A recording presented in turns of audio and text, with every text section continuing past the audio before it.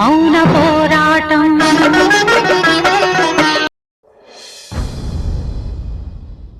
ఏంట్రా వంకరగా మాట్లాడుతున్నావు? అబ్బే ఏం లేదమ్మా, పొద్దున్నుంచి అందరూ వంకరగానే మాట్లాడుతున్నారు. సర్లే, ఇంట్లో ఈ కార్యక్రమం జరుగుతుంది కదా, దెబ్బకు అన్ని సెట్ అయిపోతాయి. అయిపోవాలమ్మగారు, శనిగ్రహాలన్నీ పోయి అన్నీ సెట్ అయిపోవాలి. గోదావరి, గోదావరి,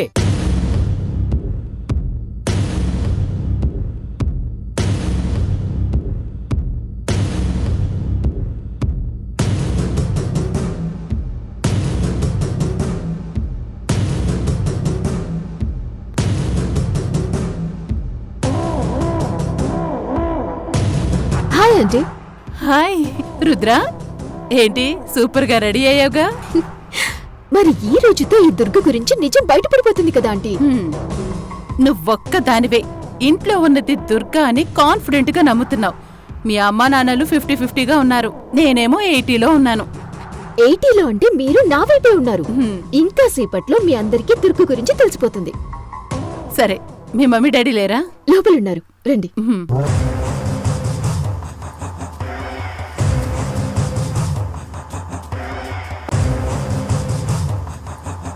బయట ఏర్పాట్లు అద్దరిపోయాయి, లోపల మీరు కూడా బ్రహ్మాండంగా రెడీ అయ్యున్నారు. అంతా చాలా బావుంది. కానీ నాకు మాత్రం రుద్ర చెప్పిందే కరెక్ట్ అని అనిపిస్తోంది. రుద్ర చెప్పిందే నిజమైతే ఖచ్చితంగా దుర్గ ఈ వ్రతంలో చివరి ఘట్టం జరగకుండా ఆగిపోయేలా ప్లాన్ చేసి తీరుతుంది కదా సువర్ణ. ఖచ్చితంగా ప్లాన్ చేస్తుంది. చేస్తుంది కాదు, చేసేసే ఉంటుంది. కాని అది ఏంటో, ఎలా తాడి కట్టించుకోకుండా తప్పించుకుంటుందో మనకి తెలియాలి కదా. అది తెలుసుకుని మనమేం చేస్తాం డాడ్? అది చెడగొడతామా? చెడగొట్టి దుర్గ మెడలో తాళి పడేలా చేస్తామా? ఇక్కడున్నది దుర్గే అయితే మనం 1,00,000 ప్రయత్నాలు చేసినా ఆ తాళి దుర్గ మెడలో పడదు. జానకైతే మాత్రమే తాళి తన మెడలో పడుతుంది. సో మనం తాళి పడకుండా ఆపితే నెక్స్ట్ చేయాల్సిందేంటో అది చెయ్యాలంటావు, అంతేనా? సువర్ణ, దుర్గా అన్న నిజం ప్రూవ్ అయితే నువ్వు చేయాల్సిన పని. అంతా సెట్ చేసేసాను విశాలాక్షి. అది దుర్గా అని రుజువైన వెంటనే పోలీసులు వస్తారు, దుర్గని అరెస్ట్ చేస్తారు. ఒకసారి వాళ్ళని అలర్ట్ గా ఉండమని ఫోన్ చేసి చెప్పండి ఆంటీ.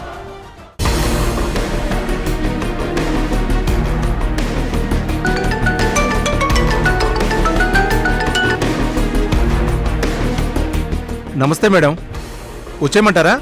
ఏంటి శంకర్ గారు, చాలా అలర్ట్ గా ఉన్నట్టున్నారు, ఎక్కడున్నారు? ఇదిగో విశాలాక్ష్మి మేడం ఇంటి పక్కనే ఉన్నాను. మీరు ఫోన్ చేస్తే అంతా అయిపోయింది అనుకున్నాను. ఏ మేడం, ఇంకా అవలేదా? లేదు, ఇంకో గంట పైనే పడుతుంది. నేను ఫోన్ చేసి వచ్చేయండి అని చెప్పిన 5 నిమిషాల్లో మీరు ఇక్కడ ఉండేలా ఉండండి. Okay madam. పక్కాగా ప్లాన్ చేశాను. త్వరగా పూజ కాస్త అయిపోతే. అన్ని వైపుల నుంచి దుర్గని అరెస్ట్ చేయించడం కోసం రెడీగా ఉన్నాం. ఏం జరుగుతుందో చూడాలి. సరేలే కాని, ఇంతకీ నా సవిత ఎక్కడుంది, ఏం చేస్తుంది? ఏంటి? అదే, తను దుర్గే అనుకుంటున్నాం కదా. తను గదిలోంచి ఇంకా బయటికి రాలేదాంటీ. ఓ, గదిలోనే ఉందా? ఏం చేస్తుందంటావు? ఉండు, నేను వెళ్ళి చూసొస్తాను.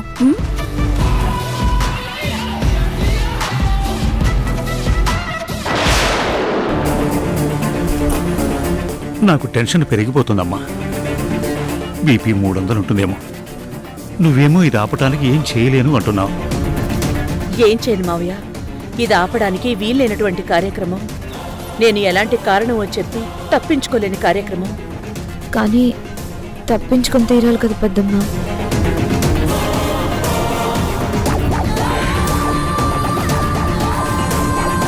ఏంటి అందరూ ఇక్కడే ఉన్నారు? అందరి మొహాలు ఏంటంత టెన్షన్ గా ఉన్నాయి? ఏదో జరిగిపోతుంది అన్న ఇంటెన్షన్లో ఉన్నారు. ఇప్పటి వరకు హ్యాపీగానే ఉన్నాం. మిమ్మల్ని చూడగానే మా మొహాలు ఇలా అయిపోయాయి. కౌంటర్లో బాగానే ఇస్తున్నావే.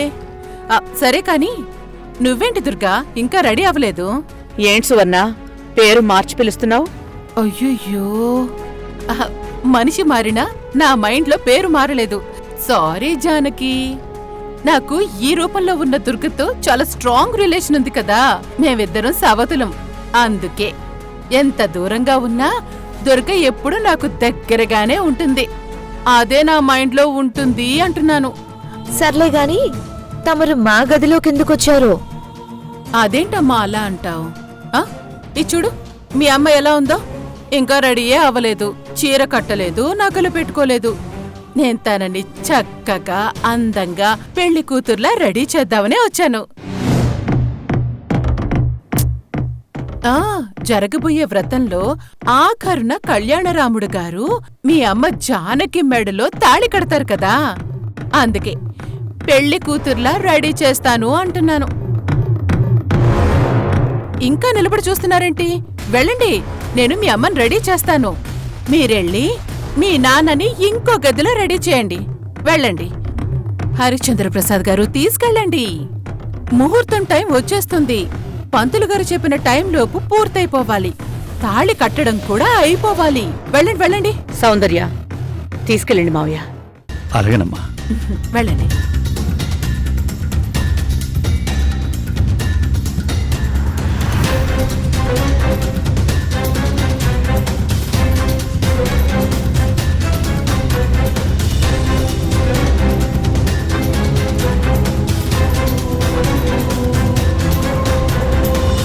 త్వరగా చీర మార్చుకో, నేను నిన్ను అలంకరిస్తాను.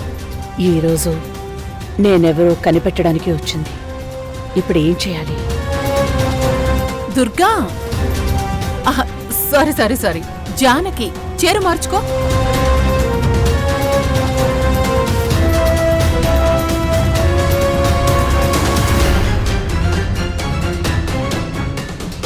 ఈ రోజు నువ్వెవరనేది ఖచ్చితంగా తెలిసిపోతుంది.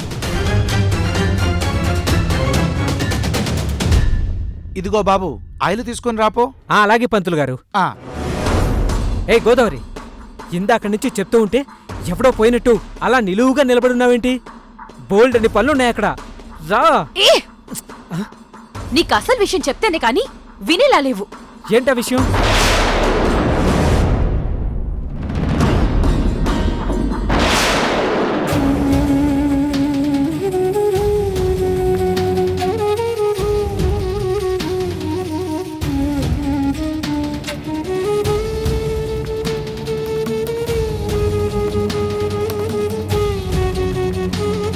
నాకంతా అయోమయంగా ఉందిరా కళ్యాణరామ. నిజంగా ఇలాంటి పూజ వ్రతం పెట్టుకున్నందుకు ఈ టైములో ఇక్కడ జానకే ఉండి చాలా బాగుండేది. ఇంత ఘనంగా చేసుకునే పూజకి నిజంగా న్యాయం జరిగేది. కాని ఇక్కడ దుర్గ ఉండటం వల్ల అంతా అన్యాయంగానే అనిపిస్తోందిరా ఈ పూజ. ఈ బట్టలు కట్టుకోవడాలు, ఈ రెడీ అవటాలు, అక్కడ పూజ ఏర్పాట్లు, మొత్తం అన్నీ చాలా తప్పుగా అనిపిస్తున్నాయిరా. ఇంట్లో చేసుకునేది శుభకార్యమే అయినా అశుభం జరుగుతుందేమోనని భయంగా ఉంది. మామూలుగా ఇలాంటివి చేసుకుంటే ఏ ఆటంకం లేకుండా ఈ శుభకార్యం జరగాలని దేవుణ్ణి కోరుకుంటాం. కానీ ఇప్పుడు ఇది ఎలాగైనా ఆగిపోవాలని కోరుకుంటున్నాం. ఇప్పుడు దుర్గ కూడా ఏమీ చేయలేని నిస్సహాయ స్థితిలో ఉండిపోయింది. ఒరే కళ్యాణరామ, నువ్వు పూజ చెయ్యను అని అడ్డం పడితే వాళ్ళకి అర్థమైపోతుందిరా, మనకి వేరే దారి లేదు. ఆ భగవంతుడే మనకు ఏదో ఒక దారి చూపి ఈ పూజ ఆపాలి. పాపం దుర్గాని తలుచుకుంటేనే బాధగా ఉందిరా. తను మనసులో ఎంత నరకం అనుభవిస్తోందో, ఎంత టెన్షన్ పడుతోందో.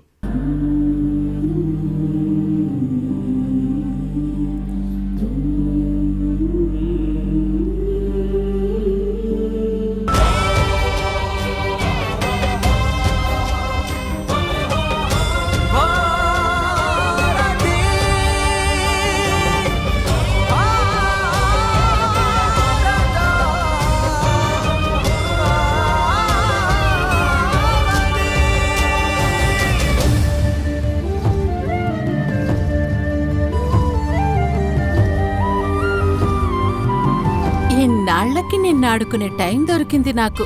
ఏంటి? అదే, ఇన్నాళ్లకి నిన్నలంకరించే టైం దొరికింది నాకు అంటున్నానక్క. మధ్యలో ఈ అక్కేంటి? అంటే దుర్గా నేను సవతులం కదా, నాకేమో దుర్గని అక్క అని పిలవాలనుండేది. కాని అలా పిలిస్తే దుర్గా నా మొహం పగలు కొడుతుంది. అందుకే ఎప్పుడూ దుర్గా దుర్గా అనే జపం చేశాను. నువ్వు అచ్చు గుద్దినట్టు దుర్గలానే ఉన్నావు కదా, అందుకే నిన్ను అక్క అని పిలుస్తాను. నాకలా పిలిపించుకోవటం ఇష్టం లేదు. ఇంకోసారి నన్నలా పిలిస్తే నేను కూడా దుర్గలా కొట్టగలను. అదేంటి అచ్చున్ దుర్గలాగే మాట్లాడుతున్నావు? కొంపదీసి నువ్వు నిజంగానే దుర్గవి కాదు కదా? నేను జానకిని. మరి జానకి అయితే సాత్వికం, దుర్గ అంటే రౌద్రం. మరి నువ్వు రౌద్రంగా మాట్లాడుతున్నావేంటి? ఇలా మాట్లాడితే నువ్వే దుర్గవేమో అని డౌట్ వస్తుంది. హ, అలాంటి డౌట్స్ ఏం వద్దు గాని వచ్చిన పని చూడు. అబ్బా, ఇంక చాలు.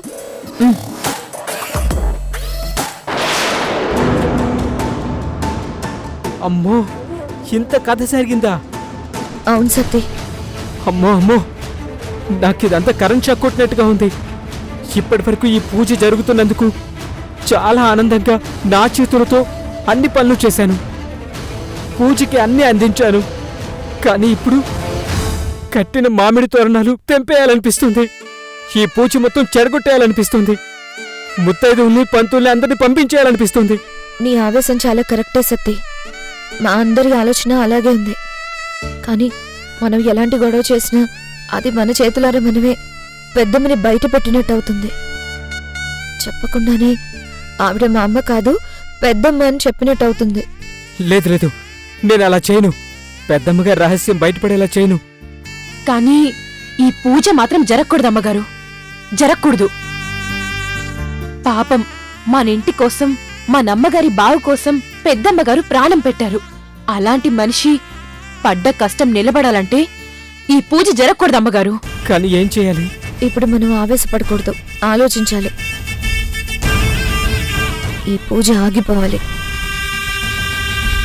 కానీ మనం ఆపినట్టు కనిపించకూడదు. చాలా న్యాచురల్ గా ఆగిపోయినట్టు అనిపించాలి అందరికీ. కానీ అది ఎలా చేయగలం?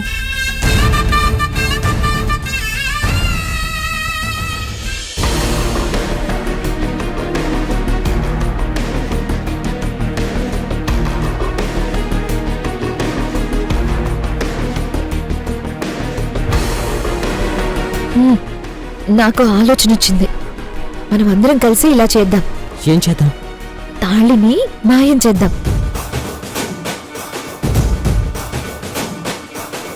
అయ్యా, మహేంద్ర గారిని, కళ్యాణరాముడు గారిని పిలవండి, పూజ ప్రారంభిస్తాను.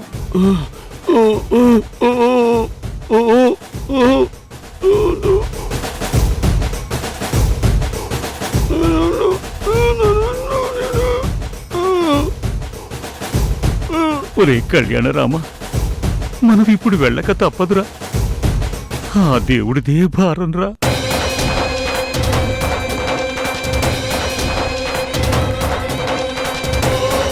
పదరా, తప్పదురా.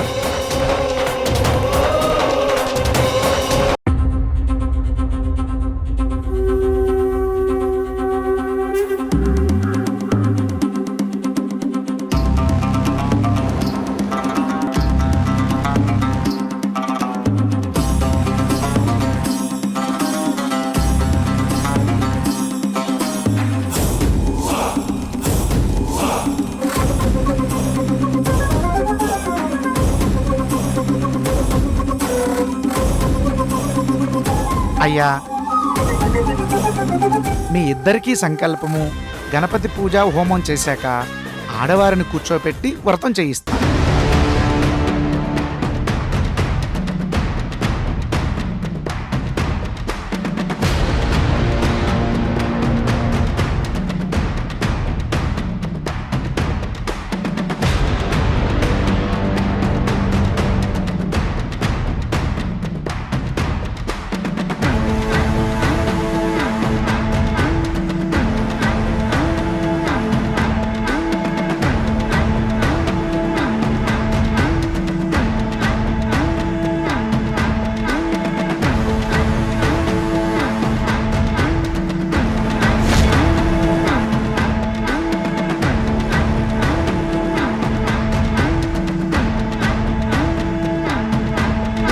పూజ మొదలైపోయింది. అయితే ఇప్పుడే వెళ్ళి ఆ తాళి మాయం చేసి పని పూర్తి చేయనా? సత్తి, ఇప్పుడు కాదు. ఆ తాళిని ఇప్పుడే మాయం చేసేస్తే పసుపు తాడుకో పసుపు కొమ్ము కట్టి పూజ చేయిస్తారు పంతులు గారు. ఆ పసుపు కొమ్మే నాన్న చేత కట్టిస్తారు. అమ్మో, అదే నిజమే. అందుకే ఆ పూజ అంతా అయ్యాక పెద్దమ్మ చేత తాళికి పూజ చేయించాక నాన్నతో అది కట్టించే ముందు మనం నాన్న కట్టే తాళిని మాయం చేద్దాం. అప్పుడు మళ్ళీ పూజ చేయడం అంటే కుదరదు, ముహూర్తం దాటిపోతుంది. అవునమ్మా, అదే కరెక్ట్. మనం అలాగే చేద్దాం. పదండి పదండి.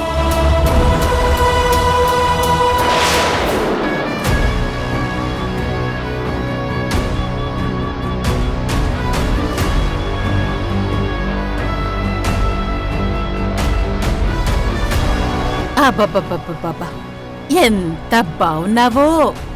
నిన్ను చూస్తుంటే నా దిష్టే తగిలేలా ఉంది. ఉండు, దిష్టి చుక్క పెడతాను.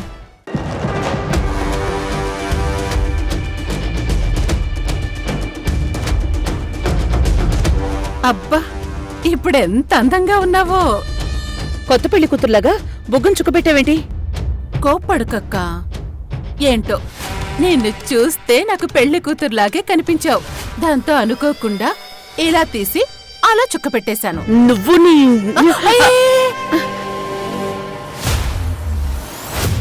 అబ్బబ్బబ్బబ్బబ్బా, కళ్ళల్లో ఆ ఫోర్సు అచ్చం దొరకదే. ఎలాగూ బొగ్గను చుక్క పెట్టేశాను కదా, తుడిచే కూంచేసుకో. తుడి చేస్తే మళ్ళీ మొహం కడగటం, మళ్ళీ తయారు చేయటం చాలా టైం పట్టేస్తుంది. ఇలా ఉండనీలే.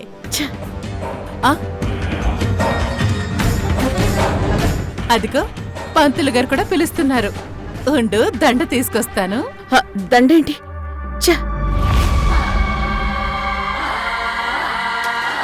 అయ్యో, పద జానకి.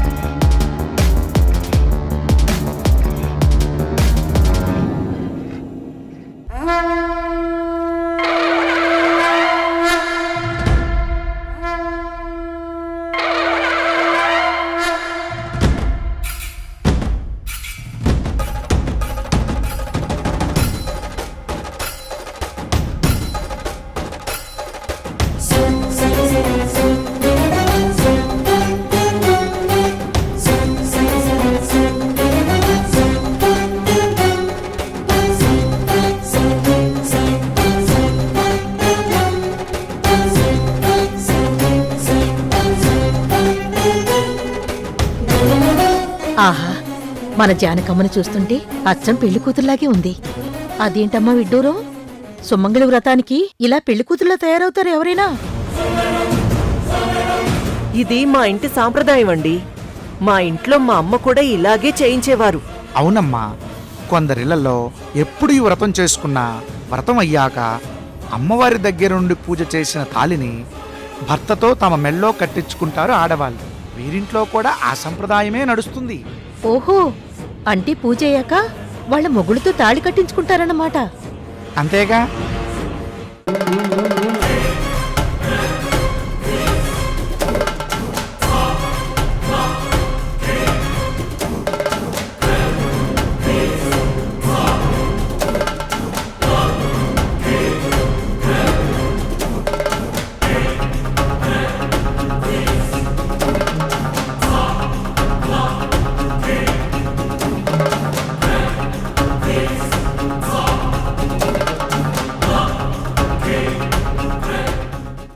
ఇంకొక నిమిషంలో ముహూర్తం దాటిపోతుంది. కళ్యాణరాముడు గారు, ఇప్పుడు మీరు మీ భార్య మెలలో ఈ తాళి తీసుకొని కట్టండి.